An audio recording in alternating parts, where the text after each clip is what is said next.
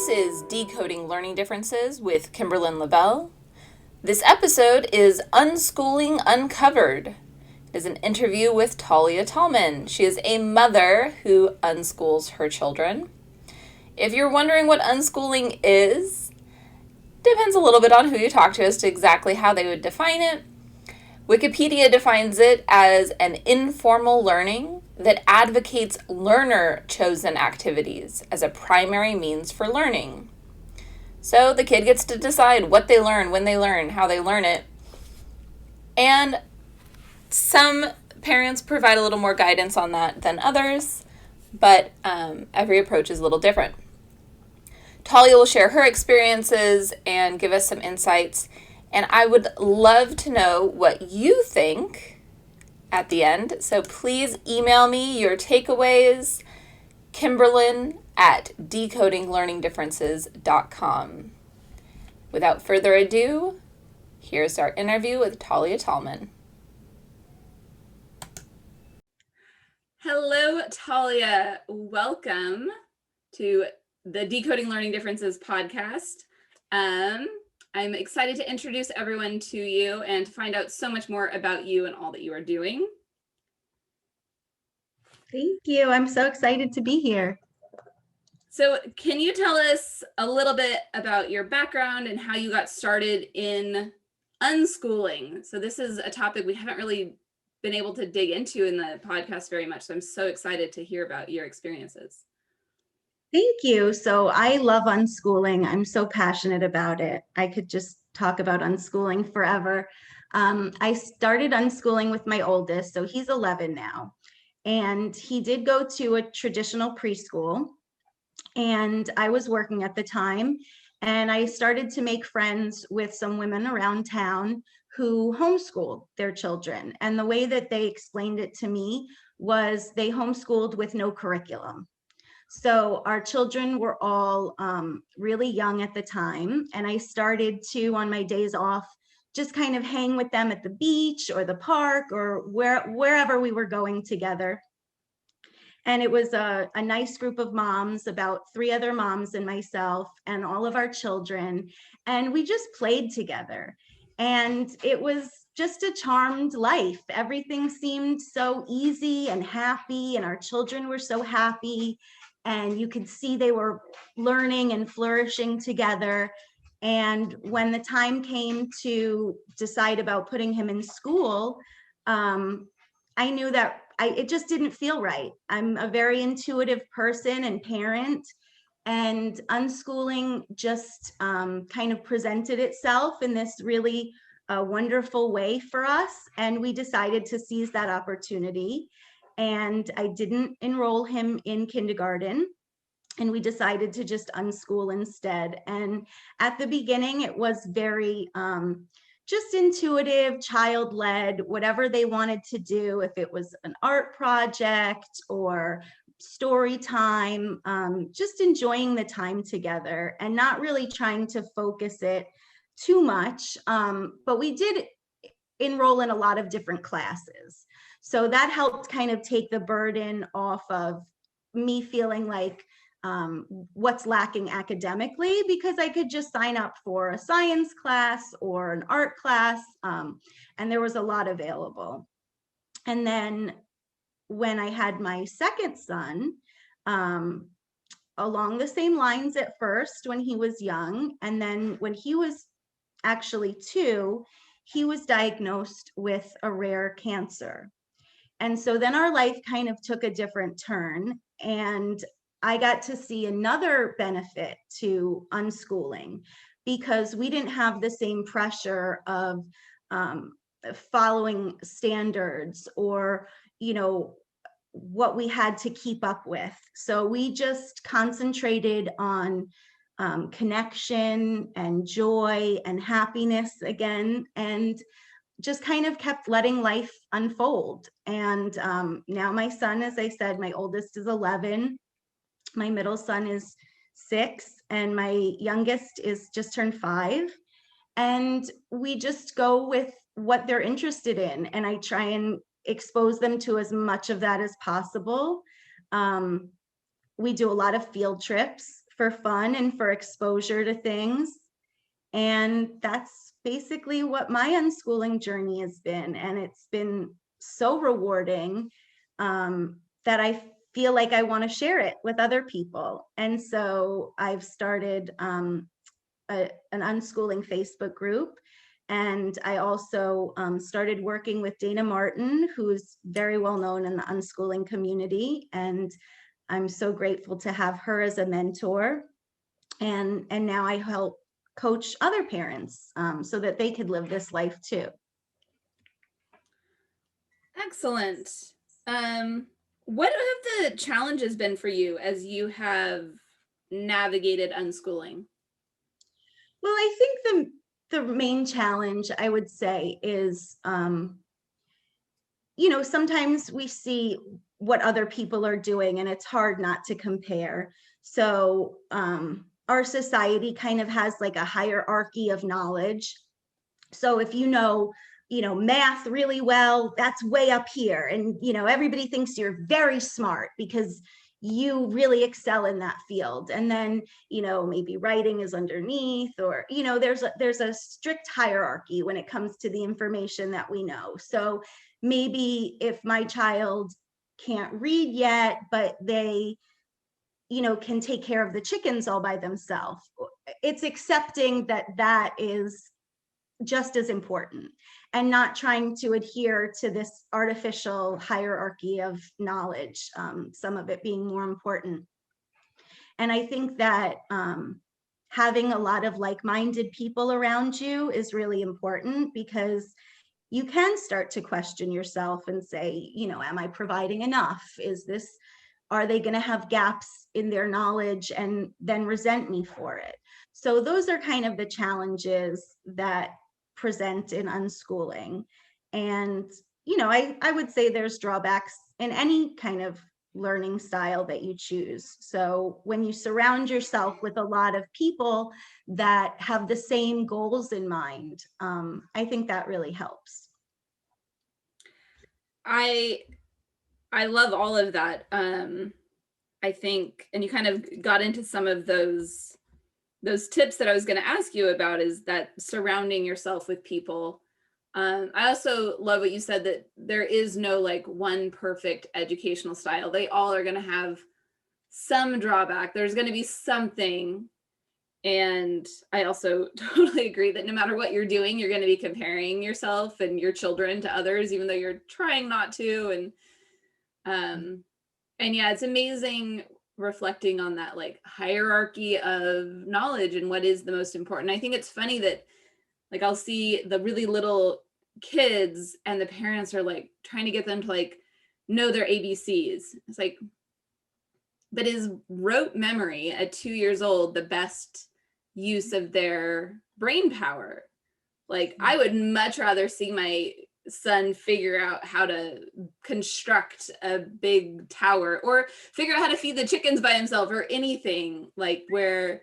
I mean, I had a great example. I hurt my back about 2 weeks ago, and seeing the compassion in my children, the way they were able to help me and show empathy towards me, that's just as important to me as being able to count to 100 or know your ABCs. So, it's refocusing what's most important to you. And I think unschooling really does put the focus on joy and connection above everything else. And I think that when you have those things, the learning falls into place, because human beings are made to learn. Like, you really can't stop us from learning. That's our default. Yeah, well, you can stop us from learning if you put us into a high stress environment and your amygdala shuts down and you get. So yes, the joy and connection is actually the best way to foster learning. Absolutely. Yeah. I would say some other things that I do to help kind of keep me focused are I take a lot of pictures, and I write down places we've been and things that we're doing, games we're playing, that sort of thing, because sometimes when you are comparing to other people, and And I think that's just natural that we all do that. It's hard to remember, like, what am I doing? When you see some of the impressive things on Instagram, maybe you start to kind of worry. And then when you can look back and say, oh my gosh, right, we've been doing so many things. We're learning so many things here. That could really be a big comfort. And also, one thing I do a lot that unschooling has helped me to see is all the joys and passions that I have, and to kind of foster them more and focus on them, because when our children see us model a love of learning, that's what we're instilling. So I take an art class, I write, I do a lot of things to nourish myself that I wasn't doing before unschooling. And I really think that helps kind of take the pressure off of you, and also it lets you live in that joy and passion, and then you're sharing that with your kids. So that's been also really helpful. That is beautiful. It's so powerful to remember that it's not just about making sure a child is getting a good education, but how are we fostering that love of learning by modeling it and just enjoying it ourselves, and not forgetting to educate ourselves in pursuing those passions and interests. And I love all of that. I also like that idea about like kind of documenting what you're doing, so that when you're questioning yourself, you can look back and say, oh no, we are doing amazing things. We've got this. That is a beautiful tip that you offered. Are there any other tips that you want to share? I would say just being present, being mindful to be in the present with your children and not miss those beautiful moments. And when you're feeling the need to kind of control their education or control what they're learning, try and just shift into paying attention and just observing well. And you're going to see just an abundance of learning taking place, because when you do have that connection and joy, that is what you see from kids. They learn in everything they do, every moment, and they teach you. They want to teach you, because you're making learning something that's beautiful, a beautiful thing to share. That is lovely. Kind of with that, is there, like, what has been like the most successful, or what has made you feel like super successful as a homeschooler? I think when I see my children like just really enjoying a passion, especially if it's a passion that I didn't have, that's something that's so new to me, that really lights me up. And then, of course, when they have a passion that's something that I do share, that's another wonderful feeling, is getting to really enjoy something together. My background is in science. I love science. That's what I went to school for, and it really lights me up. And my son, who's 11, we love to enjoy science together. So one thing I did is I ordered a chemistry set for us, and it comes on a monthly basis, but sometimes he's not in the mood to do it. And I never force him, and I just wait patiently. And then when we do get to do it together, it's this wonderful bonding experience. I'm so grateful every time that I can be patient and wait, because when something's forced, it's never as fun. Even if it's something he enjoyed, even if he would tolerate it and make the best of it and be fun with me, it's still not as fun as when you wait and you get to really enjoy that kismet of, this is so wonderful. And I get to have a lot of those moments with my kids. So I'm really grateful for that. That's like my success. That is so beautiful. Thank you for sharing that. There's just so much that that you're sharing of. I feel like there's the overall of just waiting, watching, and being, and enjoying enjoying every moment as it is, and trusting that learning process. Yeah. What else was I? Yes, Okay. you summed it up. A lot of trusting it takes. Yeah. I think that's the big overall things that I wanted to hit. One of the, and I don't know if you feel comfortable even speaking to it, but one of the things that I know some people worry about with unschooling is like, how will their child learn how to read or something like that? Right.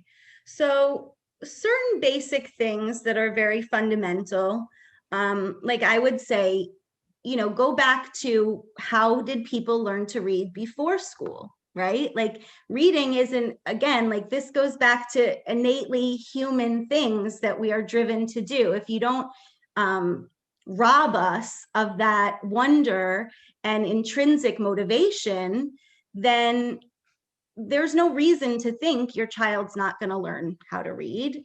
And of course, you need to provide things for them like books. But there's no reason to think that your child's not going to be able to hit those fundamental marks. And I would say that when it comes to maybe some other things, there are going to be gaps in their education. There's gaps in everybody's education. My multiplication and division is not that strong, but I passed calculus. So, it's okay to have strengths in one area and a weakness in another. And I think that part of unschooling is trusting and accepting, and also this idea of specialization. And I think that our society is really moving much more towards that anyway. So that, is it really important that we all have this very basic understanding of lots of little things, or should we really dive into what we're passionate about and know a lot about that? And we always have access to a lot of resources that like we really didn't have access to when we were growing up. So it's hard to really know what that fundamental information is that they're going to need to have. So I would say focus more on, like you talk about a lot, the style of learning. Are they auditory learners, visual learners? Do they have some kind of sensory processing or executive functioning disorders or issues? And those are the things to kind of be aware of so that you can help them learn whatever it is that they crave to learn about. Because when you can teach yourself, you could teach yourself anything as long as you have that desire. So maybe the desire to read won't come at what we think of as normal 5, 6, 7. Maybe it will come at 9, 10. But as long as you're aware of how they learn best and you can help provide those resources to them, then I would say worry a little bit less about the content of what they're learning and more about, do they have the skills to learn? One thing I'm wondering about is like if a child has something like dyslexia that might be preventing them from learning to read, what I can see happening is they might have had an early interest in reading at like 4 years old. And then it got hard when they tried because they have some kind of like disability that's preventing it. And then they kind of lost interest. Is the interest going to come back, or is that where we need to recognize that they were struggling with it in a way that they might need a strategic guidance through? Maybe not at 5 years old if they don't want to sit through it, but at some point they might need a tutor or something to help them gain that skill. And I think that when you have that like very close connection and you can pay attention to those nuances, then as a parent you would know, okay, so my child was very interested, wanted to learn how to read, was showing, I was showing them the basic way that most children would pick it up. And then there was a breakdown. And I think that maybe, that was very frustrating, and I could see their frustration and then them pulling away. And those are the kinds of nuances that, yeah, you do have to be aware of so that you could step in and work on it. And not, like you said, not in a forceful way, not say, oh my goodness, this is an issue you're having, so now we need to really hone in. My son, who's 11, does read very fluently, but when he's writing in particular, he will confuse, like, which way does a D go? Which way does B go? And, and he's 11. And it's something that we work on that because it hasn't been stigmatized in any way, it hasn't really deterred him from wanting to pursue writing, if that's what he's doing. If he's playing Dungeons and Dragons and he needs to write with his friends, it doesn't deter him, because it's never been so stigmatized that, like, this is the problem and this is how we have to fix it. It's just a normal figuring out how we do things. And that comes up not just in reading, but I think in everything, in everyday life. Another thing, he can't really tie his shoes. He's 11. He doesn't tie his shoes. But it doesn't bother him that, that's something that he can't do. So we just work around it. And I think that sometimes, it's important to solve the issue. And sometimes it's okay to just find workarounds until it's a problem for them. And then they want to help get on board with figuring out the best way of doing something. And I think that kind of goes back to, like, that hierarchy of, like, asking yourself, what information is so important that I'm willing to sacrifice their self-esteem or the connection that we have. And I don't really think any information is that important. And Right. that's why I unschool, because the information is not higher than our connection and just having joy in our life. So everything can work its way into that, but that has to be the highest goal. Yeah. One of the other things I was thinking about is, one of my concerns is when I see, like, 2 and 3-year-olds who are being taught those, like, rote facts kind of things, like, these are the ABCs and this is counting, this, like, those things, they're not developing. There's sometimes you're taking the time to do that, which takes away from their ability to develop the skills they really need to make all those brain connections that do allow them to learn to really read well later. I was thinking, even with going back to, like, the dyslexia example, that, yeah, if you have a child spending a lot of time doing other things that seem completely unrelated to reading, like building blocks and drawing pictures and climbing on the jungle gym, like, all of those in their own way are developing the brain in a way that would allow them to later be more ready to receive that instruction, even if they do need that specialized instruction to learn to read. That really hits, like, okay, reading was hard for you, this is why, here's what we're going to do. At the older age, they'll be a little bit more ready for it if they've been allowed to not just get things beat into them at a younger age, but actually just develop their brain in a totally, like, seemingly unrelated way. And that kind of goes back to trust also, because wouldn't the human child know what their brain needs to develop? So if they're craving, playing outside on a structure or climbing, then we can assume that that's what their brain needs in this developmental stage.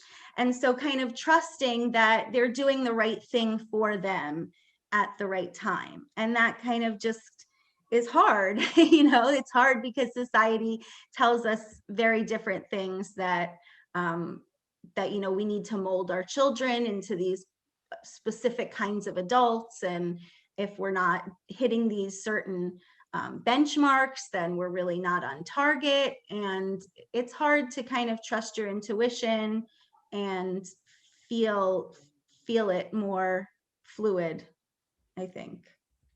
Okay, I've got one, I think, final question. Is there any kind of family or child or situation where you would, or many, whatever, that you feel like there are certain family situations, children that would not do well with unschooling? I would say that unschooling is it's can be tailored to the individual. So unschooling in my family is not going to look like it does in somebody else's family. And that's just the nature of being able to connect to the individual, because we're all so different. Our learning styles are so different. Our personalities are so different. Some people like a lot of structured routine. Some people thrive on a free flow. So what we need is different. So I think that you could make unschooling work in most any situation. I don't think that there's a situation that would say right away, oh, you're excluded. I know single parents that unschool. I know working parents that unschool. I know parents that have children with lots of different kinds of disabilities that unschool. Parents that have to get a lot of outside help from other people in medical arenas. So maybe they can't be as flexible as they would want to be because there's a lot of judging eyes from a community that really has a lot of power over you. So I think that unschooling allows for a lot of flexibility. And I think that's why so many families would benefit from it, because I think that it really does have something to offer no matter where you're coming from. Awesome. Well, that gives hope to anyone who's wanting to unschool. I love it. So I know your Facebook group that people can check you out is Unschooling Disabled Learners. Is there anywhere else that you'd like people to look for you, to get a hold of you? Absolutely. You could check out my website, taliatallman.com, and that has some information about myself and what brought me to unschooling, and hopefully what I could do to help other people join the movement. Excellent. Perfect. Thank you Thank so much, Talia. It has been lovely.